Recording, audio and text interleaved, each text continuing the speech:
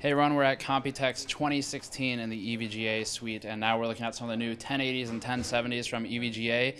So we've got the Classified, which is this massive one. There's an FTW, which is off-screen actually, an SC, and then the Hybrid, which I'm just going to say we built one of these, but this one does look a lot better. So before getting to that, all this coverage is brought to you by MSI and the new X99 motherboards for Broadwell E. So let's talk about the Classified first. This one's the obvious monster of the group. It is priced to be determined. The power setup is 2 8-pins, pretty crazy, and this actually plugs into the top of it. This is a power link, and all this does is power management or cable management stuff. So you plug that in the top, and then it routes the cables out the side instead of out the top. So if you're crazy about cable management, that's really all that does. Now, power phases, it's a 14 plus 3 phase setup. So it's 3 phases for the memory, 14 for the core VRM, and that makes it the most extreme VRM we've looked at so far this show. Power 2 8-pins on the top gives you somewhere in the 250-300 range, again, maybe a little more. And there is a custom VBIOS, though we're not sure on the voltage limitations right now. We'll have to test that later. Classified, again, is priced TBD.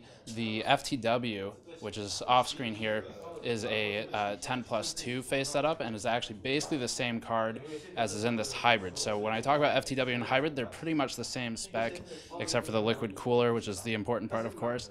And that's a 10 plus 2 phase. It's got an extra power header on top as well, just like the Classified does, and that gives you more room in theory for overclocking as long as the voltage is more flexible than reference. And then the Hybrid card has the Asetek cooler on it. So it's got an Asetek cooler down here on the core. Cables route out through the top of the shroud, and the shroud is the updated metal shroud from EVGA that shipped after the initial launch of the 980 Ti Hybrid. So that, in terms of thermals, we have actually tested this. I can talk about it now. We were seeing about an 18 degrees Celsius delta ambient or delta versus ambient temperature for the Hybrid card on the 1080. And that's as opposed to 50-something, 53, I think, Celsius, maybe 54 for the reference 1080. So pretty big difference there, and definitely helps with the thermal throttling we were seeing on the clock rate at certain temperatures and with certain games.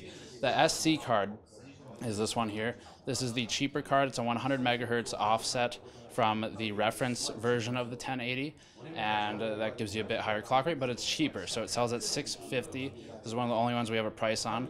$650 for this. That puts it below $50 below reference, and it's the only difference really is the ACX 3.0 cooler.